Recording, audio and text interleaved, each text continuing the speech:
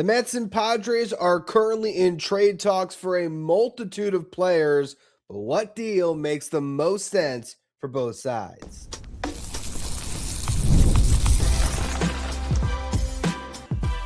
You are Locked On Mets, your daily New York Mets podcast, part of the Locked On Podcast Network, your team every day. Hello to all you amazing Mets fans. You're listening to Locked On Mets, part of the Locked On Podcast Network, your team every day. Thank you for making Locked On Mets your first listen every day, and thank you for making Locked On the #1 sports podcast network. On the show today, we're going to be talking about the Mets and the Padres, who are apparently talking trades right now. In the first segment, we're going to break down which of the relievers the New York Mets should be targeting. Is it at the top of the market with Mason Miller getting a potential closer, or are they better off trying to shoot for more realistic trade target in Adrian Morejon, a setup man? Second segment, we're going to talk about the starting pitcher on the board for the Padres, which is Nick Pivetta, as well as the outfielder Ramon Laureano. Then in the final segment, we're going to go through some mocks. What do the Mets have that would interest the Padres, and can we find a deal that makes sense for both teams? Before we get to any of that, though, I'm your host, Ryan Finkelstein. I've been covering the New York Mets on this show since the 2019 season. This is the #1 daily podcast on the New York Mets. If you want to find any of my written work, you do so over at justbaseball.com, where I work as the editor-in-chief. Today's episode is brought to you by FanDuel. Right now, new customers can bet just $5. If your bet wins, you're going to get $300 in bonus bets to use across the app. Download FanDuel today. Now, first and foremost, for those of you watching on YouTube, happy to be back in person and no longer doing audio-only shows. Had a great vacation, came back now, and you might hear it in my voice a little bit. Still kind of getting through the tail end of a cold, but excited to be back here doing a show in the Locked On Mets studio and to really finally dive into that rumor that's been out there that everyone's talking about, that the Mets and the Padres are doing a lot of trade discussion right now, as these are teams that have some overlapping needs. For the Padres, they have a lack of depth. For the Mets, they have an overabundance of depth, but they need some high-end players, which the Padres have, between three relievers that are very intriguing, a top starting pitcher, and a corner outfielder. Again, we're starting with the relievers, and there's no better place to start than Mason Miller. The New York Mets were reportedly in on Mason Miller at the trade deadline, something that we really didn't know about until these recent speculations have come out between the Mets and the Padres that this was a target for the Mets. And boy, would it have been an incredible trade to make, because had the Mets traded for Mason Miller, who knows what a different reality we're living in right now. Because if the Mets got Mason Miller, they would have made the playoffs 100%, because they wouldn't have traded for Ryan Helsley. Who knows? They might not have traded for Tyler Rogers either, but Mason Miller, after the trade deadline with the Padres, in 23 and a third innings pitched, had a 0.77 ERA and struck out 54.2% of the batters that he faced. This is the guy that averages 101 miles per hour in his fastball, can get it up to 105. He is just an incredible flamethrower with a devastating slider that might be a better pitch than his amazing fastball. It's basically taking Edwin Diaz, but you put him in a bigger body, you have him throwing harder, and it's the same fastball slider combination that has been so devastating that we've watched for years. This is a guy that could be the best reliever in baseball. Has he been there yet at this point? If you look at the ERA at the end of the seasons, maybe not necessarily, but when it just comes to pure stuff, you'd be hard-pressed to find a better reliever than Mason Miller, and he comes with 4 years of control. So to trade for Mason Miller after he was already traded for, 5 months ago, whatever it is at this point, it boggles the mind. And we'll try to get into mock trades in the final segment to see what makes sense. But you have to remember, it wasn't just a really good prospect that went back the other way in the Mason Miller trade. It was a top 10 prospect in baseball. Now for the Padres, you have a then 18-year-old shortstop, just turned 19, I believe, in October. But you have an 18-year-old shortstop for a team that is always just win now, win now, win now. And the Padres are always flipping prospects. So they said, fine, we'll send you Leo DeVries. But this is, again, a top 10 prospect in baseball. At Just Baseball, we ranked him at number 7 in a most recent update because in Double-A at the end of the season, and again, this kid was 18, in Double-A, he had a 910 OPS in a little over 20 games. And he made it up to Double-A as a teenager. So that was a massive piece that went from the Padres to the Athletics. And now you have to compete with that pass package. And the problem with trading for Mason Miller, because not only was it just Leo DeVries, you had JP Sears that went with Mason Miller in the trade. So it wasn't just Mason Miller, but JP Sears, a back-end rotation arm. There was also 3 pitching prospects that went in the deal. These weren't top 100 prospects, but still 3 arms went from San Diego to the Athletics in that trade. So you are competing with that past trade. And I think part of that trade for the Padres was I think they had every intention of stretching out Mason Miller and having him be a starting pitcher in 2026. They were not only trading for their closer, or not closer because they had Robert Suarez, but an elite setup man to just make their super bullpen that much more super. But they also thought that he was going to be a starting pitcher, I believe, which is why they said, yeah, screw it. We'll trade Leo DeVries because Mason Miller could be our ace in 2026 when we desperately need starting pitching. Why is he on the trade block right now? Because Mason Miller does not want to be a starter. That's why. Otherwise, I don't think Mason Miller's on the board because they're talking instead about how Mason Miller's going to stretch out and they're hoping he could be their ace. This is a guy that had a UCL injury in 2023. He debuted as a starter, had the UCL injury, mild sprain of the UCL that happened early May, didn't come back until September, and came back as a reliever and has stayed a reliever since. He has said, according to, I think it was Eric Kratz on Foul Territory, but it's also been sort of reported out there otherwise, that he was asked directly by Eric Kratz at the All-Star break, would you want to be a starter again? And he said no. I think Mason Miller is happy with the role that he's found. He's great at it. Closers get paid. He's going to get paid in arbitration, assuming he gets the save opportunities and racks up the numbers that he needs.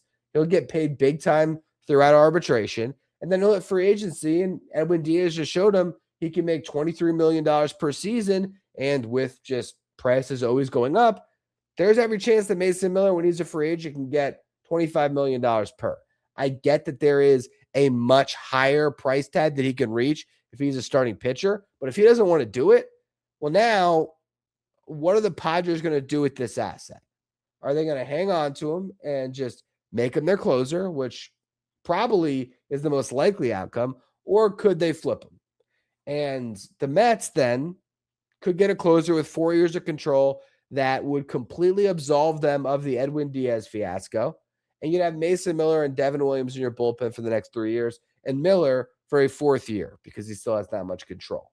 That's the guy you want, but I don't know how you compete with the pass package that the Padres gave up to get him and how you get a deal done for what is ultimately still just a reliever. Then you get to Adrian Morejon. Actually, I'm jumping over Jeremiah Estrada because I don't have much notes there. Jeremiah Estrada also comes with 4 years of control. To me, Jeremiah Estrada is, you can more realistically trade for him because you don't have that past trade to compare it to. Padres fans, not that AJ Preller cares what Padres fans think, but just in general, to have given up Leo DeVries for Mason Miller, it's going to be tough to stomach not getting Jonah Tong back. For Jeremiah Estrada, you're fine not getting Jonah Tong back because it's just a reliever that you developed that you're flipping, and he does not have the closer background. He's been very good. 2.95 ERA in 2024, 3.45 ERA in 2025, has pitched plenty of innings, strikeout rate over 35% in each of the past 2 years, averages 97.9 miles per hour in his fastball, pairs it with a nasty split and a really good slider. He had whiff rates over 40% on each of those pitches. So another really good option for the Mets bullpen and maybe an easier one to attain than Mason Miller. But again, it's a reliever with 4 years of control. How do you get to that value? We'll talk about that more in the final segment. To me, Adrian Morejon is the guy that makes the most sense. I've been talking about the Mets trading for Adrian Morejon all offseason.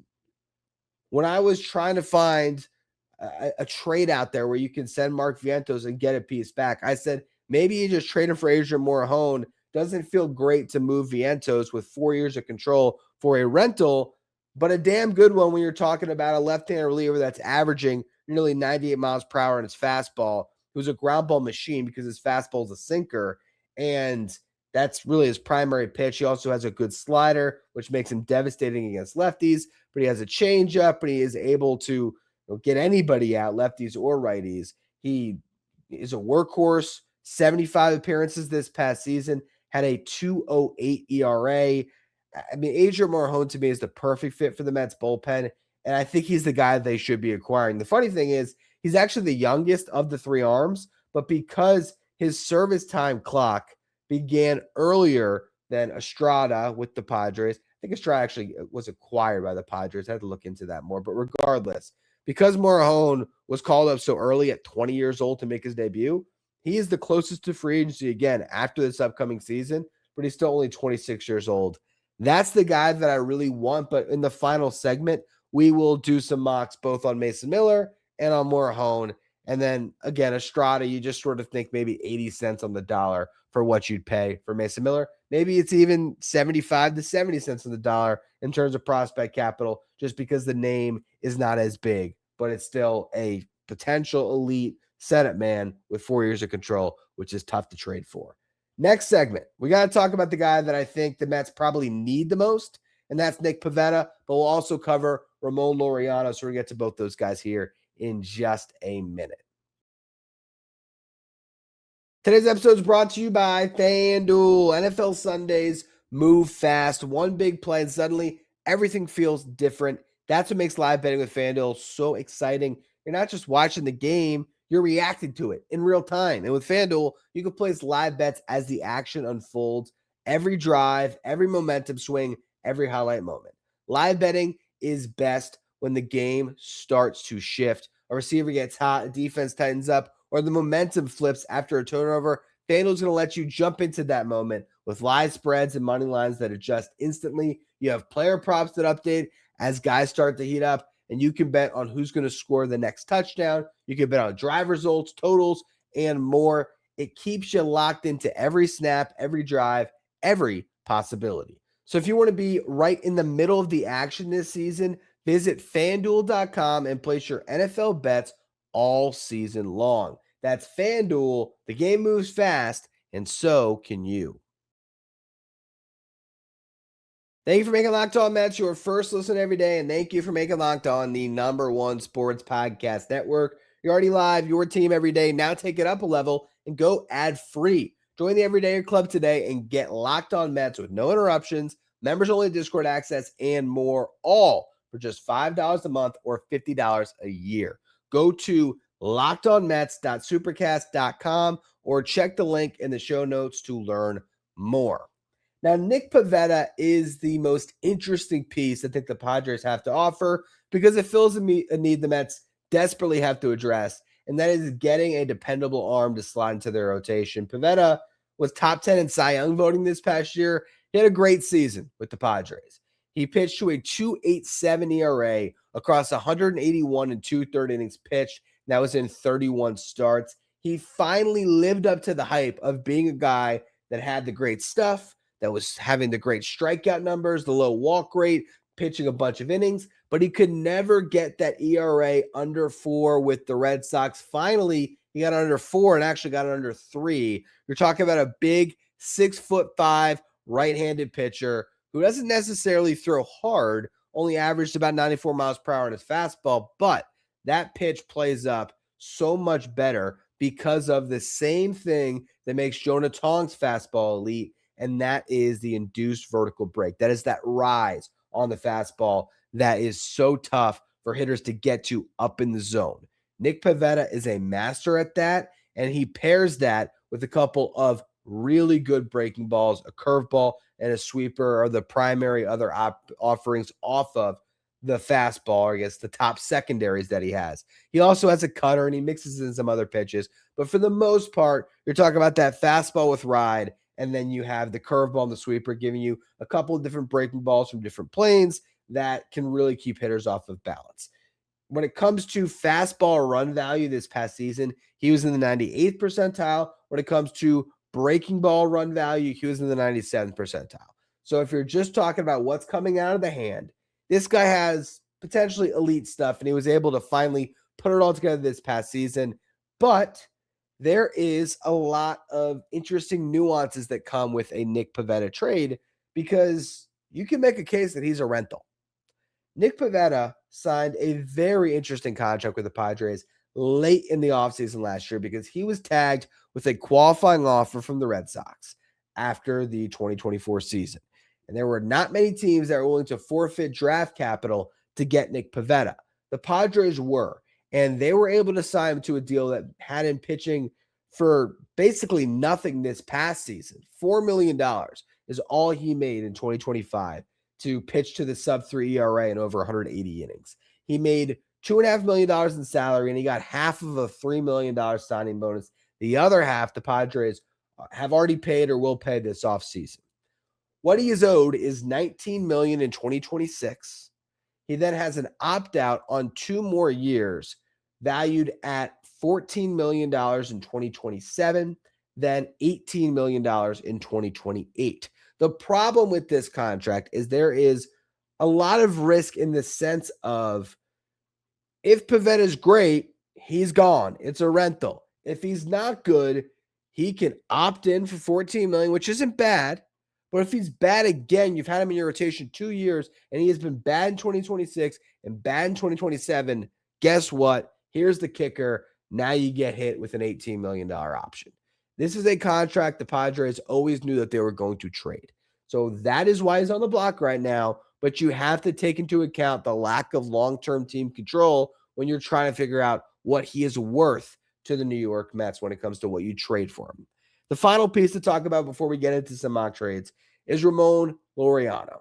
Laureano was once known more for his glove, but had a couple good seasons in Oakland, got suspended for PEDs in 2021, struggled mightily in 2022 and 2023, and then was absolutely brutal to start the 2024 season with the Guardians.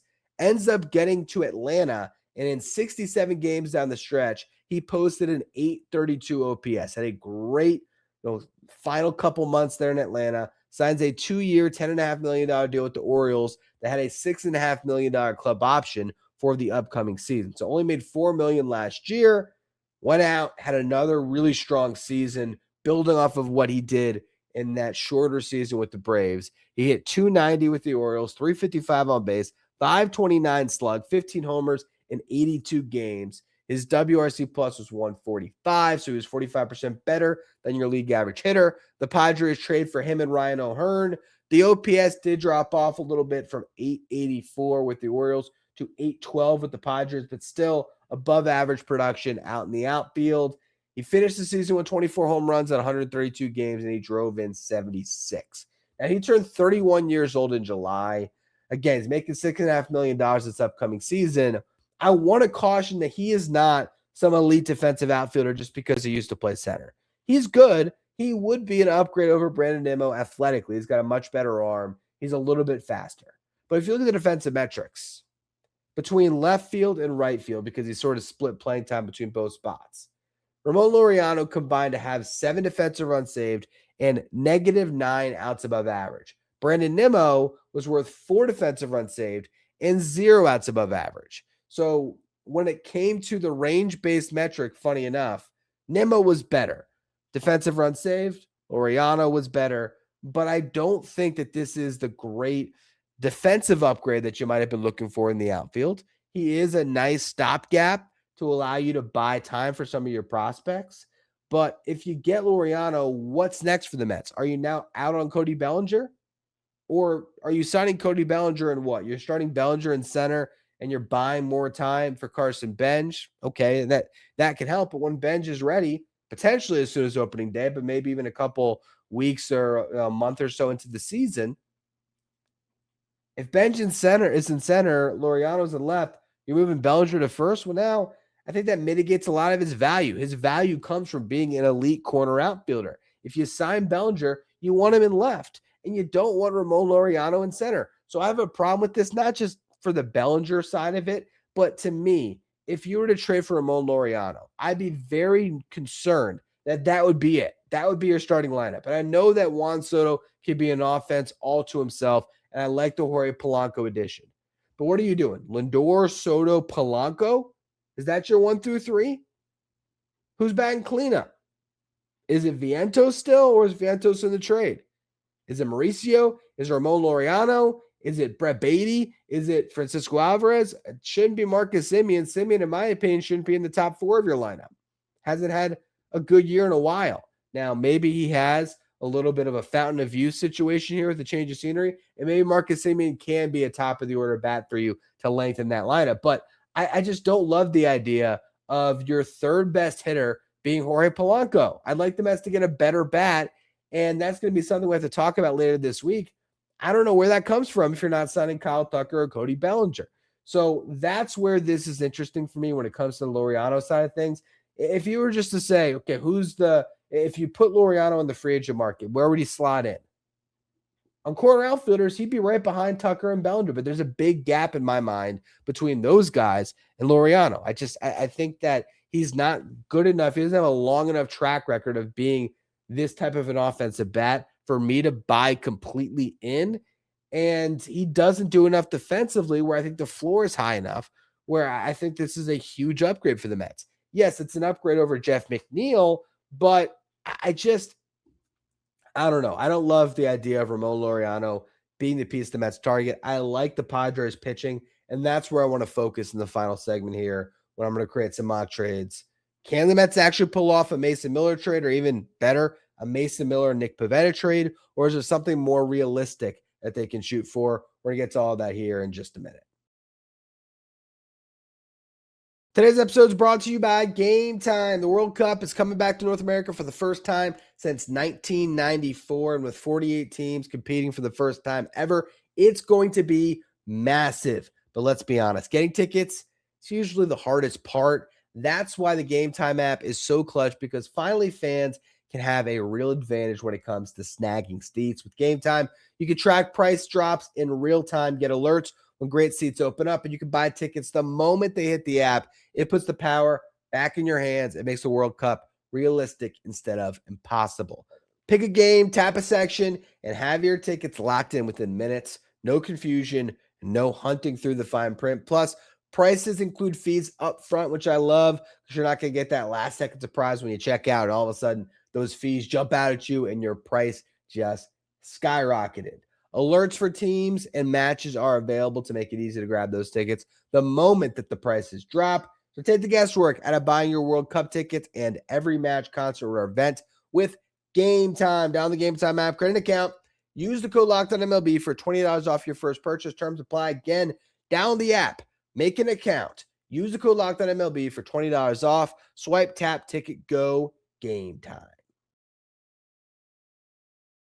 If you're watching on YouTube, do me a favor and hit that subscribe button. Help us get closer to our next goal of 16,000 subscribers. So let's talk about mock trades. First and foremost, what do the Padres need? They need starting pitching. They need cheap starting pitching, actually, to make that even a little bit more of a specific need. They also need a first base DH type. They have Gavin Sheets. He played more left field last year, but also played some first. They can have him slotted in there. If they trade Ramon Laureano to the Mets or to another team, Sheets can go back out into left, and then they'd have first base open. They also have DH open. So there's a lot that they need when it comes to bats, along with filling out that rotation. The only thing that they're stocked in right now is their bullpen. Now, if they move Jake Cronenworth, which is also a possibility, he's on the block, they're going to need help at second base. They also need a bench, like an entire bench, outfielders, infielders, a backup catcher even. I mean, this team just needs a bunch. Like Luis Torrens, who actually started off in San Diego, would be a better starter than Freddie Fermin. It would be an intriguing piece for the Padres. So there's so many different players that the Mets could put on the table that would help the Padres next season. But if we're trying to figure out what they really want, starting pitching is first and foremost what they're going to be after. And there's 4 different pitchers that jump out for that the Mets have. And I know we can talk Jack Wenninger, Jonathan Santucci, some of the pitching prospects. They want big league impact right now. That's what they want. So here are the 4 options to trade. the two top pitching prospects that are on the table, which is not Nolan McLean, Jonah Tong or Brandon Sproat. Would you trade those guys for Miller or Pivetta? We'll get into it. Then you have the guys that are in your big league rotation who are on the block. David Peterson, who's projected to make a little over $7 million in arbitration. And Kodai Senga makes $14 million, but the Mets could retain $10 million of his salary for the upcoming season, which would make him very attractive to the Padres because it's a $4 million bet on Kodai Senga to be your ace. It's pretty much what they just did with Nick Pivetta for a guy that has as good, if not better stuff than Nick Pivetta. Less of a track record to throw in innings, which they need, but Kodai Senga could be their ace. I think that's a very attractive trade chip to AJ Preller, who's always looking at who can help me win at the highest possible level right now. And Senga would do that. When it comes to Mets bats, Vientos, Mauricio, either of those guys could make a lot of sense as cost-controlled, big power bats that would really help the Padres. Acuna makes sense as a bench piece for them. Nick Morabito makes sense as a fourth outfielder for them, who was just added to the Mets 40. Of course, if you're talking about some of your top prospects, Jet Williams, Ryan Clifford, Jacob Reimer, AJ Ewing, all of those guys would be intriguing to the Padres in a potential Mason Miller trade, for example, especially a Jet Williams because of his proximity to the big leagues, as well as Ryan Clifford. But I'm sure if they could get their hands on AJ Ewing, they would be thrilled. So let's start with Mason Miller. Jonah Tong is the headliner, and I think he has to be in the deal because you gave up Leo DeVries to get Mason Miller, and that was a top 10 prospect in baseball. You sort of need a top 50 prospect in baseball to make it make sense to move him. Now, I think if you're trying to get Jeremiah Estrada, Brandon Sproat can be the headliner, but do you want to trade 6 years of a starting pitcher for a reliever if you're the Mets? Are you putting Jonah Tong on the table for Mason Miller alone? That's where we have to start. And I think you would, but how much more do I have to put on top of that? Because to me, it's a guy that has ace potential, Jonah Tong. He's got the floor of being clearly a big league starter. 6 years of control for the most dominant pitcher in minor league baseball last year, who the Padres could let learn in the big leagues if they wanted to, or it's a little bit of time in AAA, but knowing the Padres, he'd be right in that big league rotation. With the upside and the control to be a piece that the Padres just don't have. They don't have any pitching prospects that come close to Jonah Tong, even come close to Brandon Sproat for that matter. So you can't discount what it would mean for the Padres to get Jonah Tong.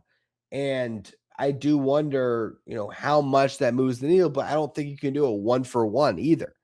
So you have to put more on top. And I don't think the Mets should feel like they should put more on top to get Mason Miller. I know that sounds crazy, but it's hard to move Jonah Tong.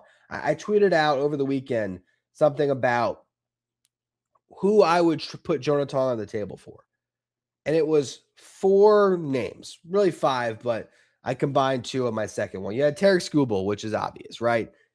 Best pitcher on the planet right now, or second best if you like Paul Skeens more. A guy that completely changed the complexion of your team next year. You'd have to consider trading Jonah Tong even for a rental. Freddie Peralta, Joe Ryan. Those 2 guys would be great in the Mets rotation. To me, though, I'm not putting Jonah Tong on the table unless I have a good idea I can extend either of those pitchers. And ideally, anyone who listens to the show long enough knows I like Peralta more. Then you have Mason Miller, where I think you'd have to consider it because of what he could mean to your team that's trying to win now for the next 4 years.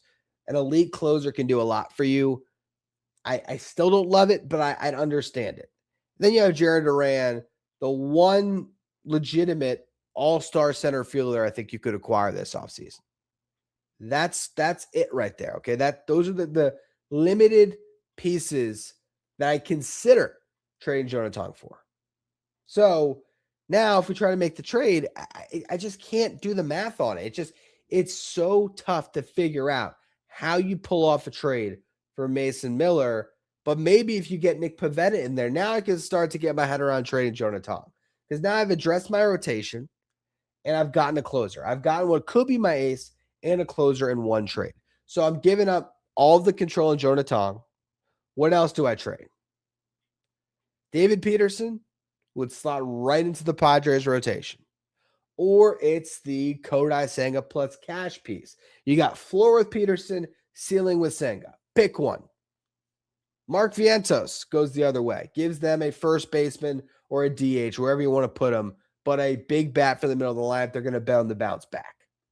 And then I got Jet Williams going back, giving them a guy that if they trade Jake Cronenworth, heck, the way that Preller operates, start Jet Williams at second base on opening day. It's 2 bats in their starting lineup and 2 arms in their opening day starting rotation for 4 years of Mason Miller and a year of Nick Pivetta with the options that are player friendly. Padres fans will tell me that that's not enough. I promise you.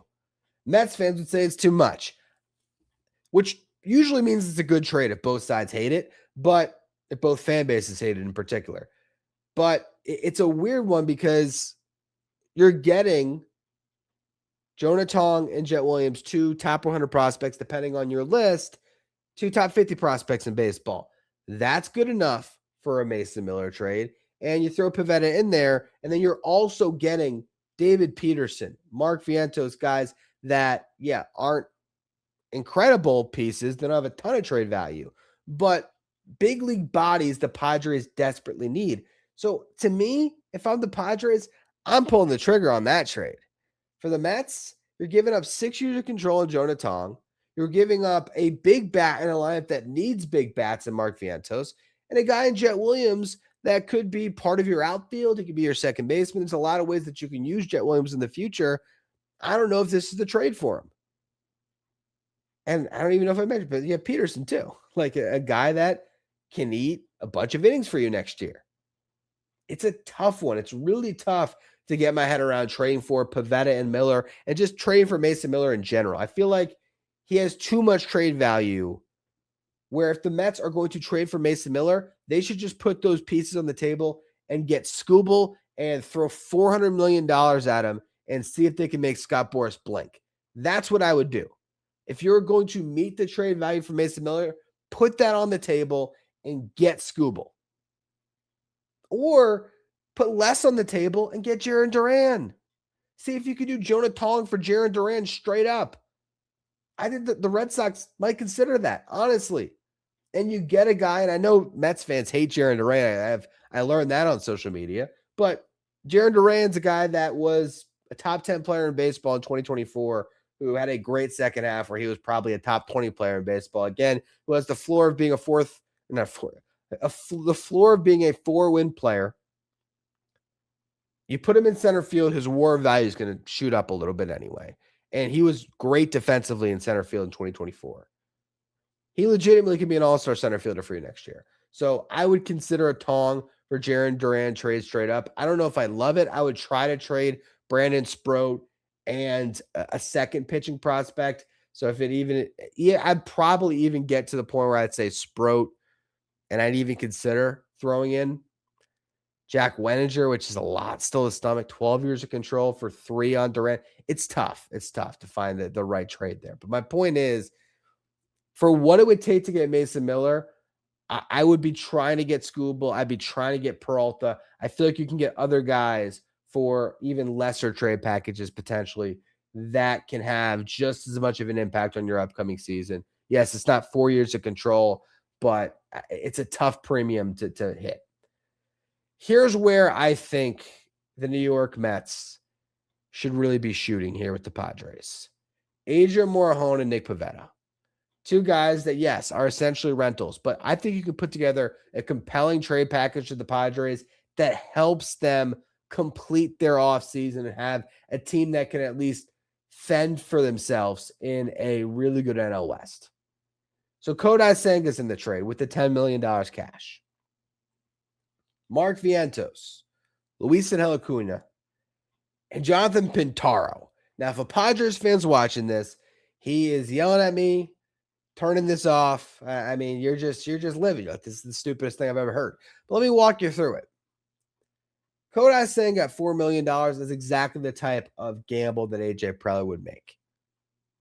Mark Vientos, with 4 years of control, is a bat that could be huge for the Padres moving forward. Acuna gives you full control of a bench piece that if Xander Bogaerts goes down, he could be your shortstop. You don't have to even consider, let's take Jackson Merrill or Fernando Tatis out of the outfield. You have a guy that would give you, really good defense. I don't know if it's a be a Gold Glove shortstop, but well above average defense is short. If you trade Jay Cronenworth, he could be your starting second baseman, just giving you elite defense, or he can just play all over the diamond and gives you a bench piece that you desperately need. Jonathan Pintaro is an arm that is drawing some trade interest, struck out a lot of batters last year, didn't have a ton of success after he made his debut for the Mets, but a guy that I could see the Padres liking as some starter depth, a potential swingman. He has a little bit of trade value as well. And with Morejon projected to make $5.25 million and Pivetta making 19, they're sending $24 million out in this deal as well. So it frees up more money for them to spend. They have a plug-and-play starter with Mark Vientos. They have at least a bench piece in Acuna. They have Kodai Senga, who replaces Pivetta at a much cheaper price tag and gives you another upside play. And yes, they give up Adrian Morejon, but it's 1 year of control. I think it makes a lot of sense for the Mets. Maybe instead of Pintaro, you have to go a little bit better. Maybe you do. If you really love Morejon and Pivetta, maybe you put Jack Wenninger on the table. And if you're the Padres, that's a double-A arm that maybe you can fast track and he can be part of your rotation. I'd consider it. I would, but you're trading for, again, 2 rentals. So that's what makes it tough. The only other thing I could say is if you trade for just Morejon or just Pivetta, it's a lot easier to make something work. For Pivetta, I think there is something to be said about a Pivetta-Senga money swap. If they are not finding a trade package they like for Pivetta, where they're getting a controllable arm, they can take the difference in salary, right? They can take that $15 million in difference if they are getting Senga at 4 instead of Pivetta at 19. And they can go out and they can reinvest it. Or if the Mets really love Pivetta, they can do a 2-for-1 and say, here's Kodai Senga with the cash and David Peterson. We'll take Pivetta. And then the Padres get a higher floor guy in Peterson, high ceiling guy in Senga, 2 arms for the price of 1. Like there's other ways you can do this. For Adrian Morejon, maybe you are willing to move off of Vientos, or maybe it's as simple as Ronnie Mauricio, but I don't think that they would do that because I think Morejon just has so much value as an elite centerman. I've talked about a Vientos Morejon swap all off season. My problem with it now, and something that we need to talk about later on this week, is just what you do to replace Pete Alonso. And so just needing Vientos' power, because it's tough to find power in the market. And so I've already gone a little bit longer for the show today because it's just such a meaty topic between these two teams and trying to find something that works. I think it's actually tougher to make the trade than I thought, the more that I went through all the different scenarios as I was preparing for this show. It's really tough to get to the value of Mason Miller. And when you have pitchers with as much upside as Morejon and Pivetta that just are coming off great seasons, it's tough to get there when they don't have the control side of it. So I just can't justify putting Brandon Sproat on the table for guys that could be gone for the next season after 2026. That's the disconnect that I'm having, and that's why I think it's tougher to make a trade than a lot of people are expecting, and even I sort of anticipated at first when I talked about the overlapping of these two teams over the weekend. It's a tough deal to make. That's why no deal has been made, and we'll see if these sides can figure something out. But to kind of lay out some shows for the rest of the week here, we are going to, and this is all, of course, barring news, I want to do a show talking about the lack of power in this lineup. How do you replace Pete Alonso's power production? So that's one of the shows we'll be doing. Tomorrow, I really want to talk more about Nolan McLean and if the New York Mets already have their ace in McLean, and how does that influence how this front office is pursuing starting pitching this offseason. So those are a couple of shows to tease for you that I'll be tackling this week, but we'll have a lot more coming, and hopefully we'll get some news that we can react to I'll be home to give you guys YouTube live shows like you're probably accustomed to, where you can join in live and we can have some fun, hopefully, around some big Mets moves as they try to reshape this roster after an absolutely crazy week. Anyway, that's going to be all for this edition of Locked On Mets. Appreciate all of you for tuning in, not only today, but for all of you who tuned into all the audio-only shows while I was on vacation. Thank you for making Locked On Mets your first listen every day. Thank you for making Locked On the #1 sports podcast network.